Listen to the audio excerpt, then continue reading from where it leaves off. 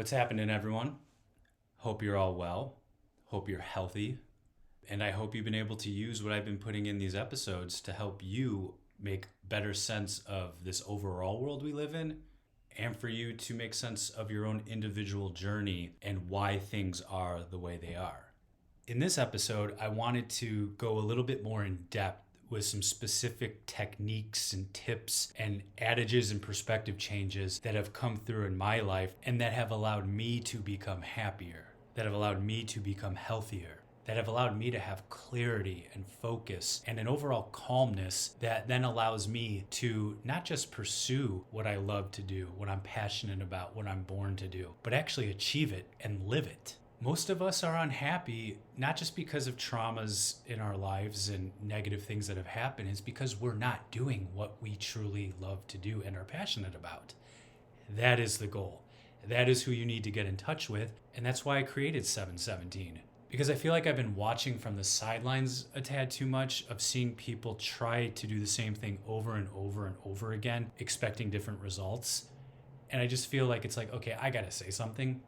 I have a bunch of advice for a lot of people, and I know this can help you. So I want to use this episode to dig deeper into some of these things that have come across my way that I think can help a lot of you out. Change can be difficult. Change can be impossible for people. Whether it's learning new things or breaking old habits or healing things from our past, it can be hard. That's why a lot of people don't do it. So my first advice is, don't overwhelm yourself with this. Take it little bit by little bit and go at a pace that is comfortable for you.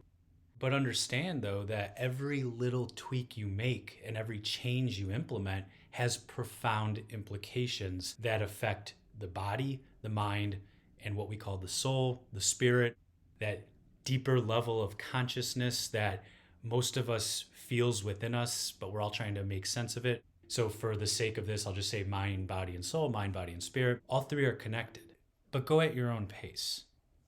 Maybe healing a trauma is too difficult for you right now.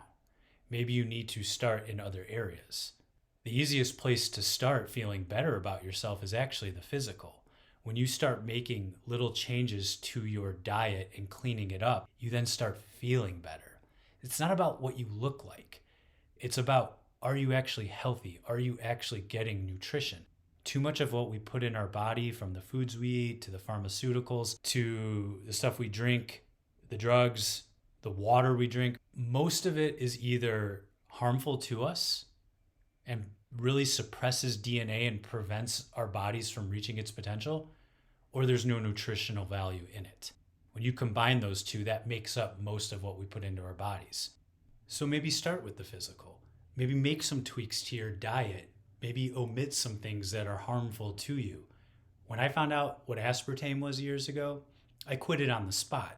Not only is it the fecal matter of E. coli, but it has detrimental effects on the body and the nervous system and is considered a neurotoxin by many. Yeah, it's not going to kill you if you consume it in small amounts, but why would you want that in your body? I quit it on the spot and never looked back, and I chewed a pack of gum a day and drank a lot of diet soda. But you guys stand up for yourself at some point. So maybe cut some things out and bring some stuff in. Maybe eat less packaged and processed foods and more natural foods. Eat more organic. Pretty much everything in my kitchen is organic. I don't want the pesticides. I want as clean of a product as possible that's naturally occurring. You clean up your diet, you clean up the body. You give your body time to clean itself up. Then it gets closer and closer to being able to operate at its true potential, including your brain. The body starts feeling better, your mind starts feeling better. When your mind starts feeling better, then you're able to be like, you know what? I'm going to finally address this trauma in my life that's been bugging me for years, and you solve it and you bring even more peace into your life. Now you're even calmer. Now you're feeling happier. You're like, you know what? I'm going to pursue my dream now. I'm just going to begin. I'm going to start somewhere and actually go after it. You start doing that, and then you feel even better about yourself. You want to keep this going, so you want more energy, so you eat even healthier. You're exercising, you have motion, you're addressing even more traumas, and so on and so on. They are all connected to each other. They all affect each other. So figure out the best place to start and proceed with a pace that's right for you. My next piece of advice is an adage that I live by, and that's simply be present. Be present in the moment. And that's ironic coming from a guy who's telling you to go back into your past to heal your stuff. But I do want to say there is a difference between going back through your life and trying to make sense of it all and living day to day in negative emotions like anger, resentment, depression, yearning for happier times. There's a difference between the two. The latter stunts our growth. The latter, if you don't solve stuff, compounds and compounds and compounds over time and gets worse. So don't live in the past, but also stop worrying about the future. Stop worrying and trying to control every single outcome, whether it's a year from now, 6 months from now, a day, 10 minutes from now. Anxiety is a fear of the future. It's a fear of the unknown. It's a fear of not being able to control an outcome that you want to see. We lose sleep over it. We put ourselves on prescription pills because of it. And it really just stunts us and puts us in a prison. We're always worried about the future while we dwell and are affected by things from the past. We're rarely ever fully in the moment. There is a phrase, the present is all there is. And what that means is the past has already happened. It's already over there. The future's not happening yet. So all there is this moment right now. This moment right now. This moment right now.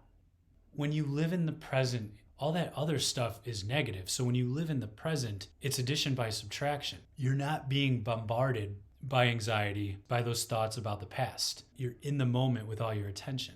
On top of that, when you're in the moment, then you get to appreciate all the little things in life and fully enjoy it and see all the little intricacies that there are out there.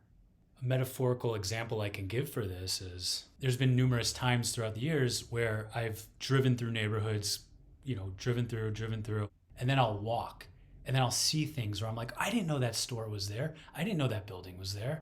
I told you in a previous episode to not just get into nature, but to touch it. And when you're in nature and you're away from all that external stimuli and you're able to have some calm serenity around you, you can see the wonders of nature and all the little things that make you wonder, like, what really is the creator behind all this? I guess I've kind of always been an appreciator of the little things in life, but in order to do so, you have to be present. And so when you appreciate the little things, appreciation is a positive thing, right?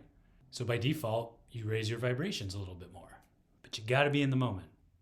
Another piece of advice is an adage that I live by, and it's simply this: everything is nothing, and nothing is everything. What I mean by that in a nutshell is that any and every moment is either as big or as little as you want it to be. If you want to let a trauma or your childhood as a whole define you, you can do that. However, if you're trying to push this on to other people, you might not get the results that you want. You might not get a whole lot of sympathy to keep coming your way. If you're in your 40s or 50s and you keep blaming your dad for how he raised you as a child, that sympathy might not stretch as much as you want it to, especially when you consider these past few years where we've all been hit with obstacles and traumas and events that we, if we wanted to, call ourselves victims of. I feel that victim mentality overall is wearing thin on a lot of people overall. So what I'm telling you is, and some people don't want to hear this, but you have the ability to minimize the effects of that trauma. You don't have to let it affect you at all. But that is a very hard thing to do. It's impossible for many, many people. But that's why it's got to take a combination of learning about life, learning about new things in the present, and cleaning up the stuff from the past. A little bit over here, a little bit over there. You start combining it all, and you can get to that level where you can heal those traumas and move on from it. It's okay to grieve. We need to grieve. It's part of the healing process. I just lost one of my good friends, and my sister took her own life. I had my moments where I let that grief go through me, but it's the most freeing feeling to let it go through you. But I'm not going to let this define me. I'm not going to let this hold me back.